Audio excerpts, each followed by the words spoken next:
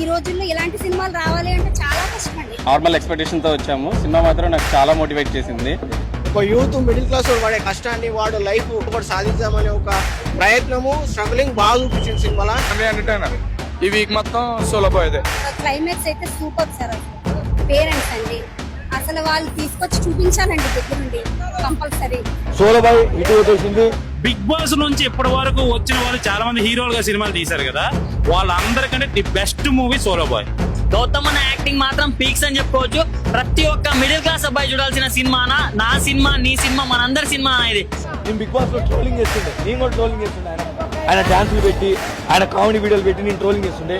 ఈ రోజు ఆయన చూస్తుంటే ఒక బ్రాండ్ చూసినంత కిక్ వచ్చింది. హిట్ అంటారా? ఈ వీక్ రిలీజ్ అయిన సినిమాలో చాలా decent family youth oriented films లో సోలో విన్నర్ అండి. నేనైతే త్రూఅవుట్ చాలా ఎంజాయ్ చేశాను. సో గౌతమ్ కృష్ణ గారు ఒక మంచి సినిమా అయితే తీశారు. సినిమా అయితే ఎక్సలెంట్ ఉంది. మెయిన్ థింగ్ నాకు దీంట్లో బ్యాక్గ్రౌండ్ స్కోర్ మాత్రం చాలా బాగా నచ్చింది.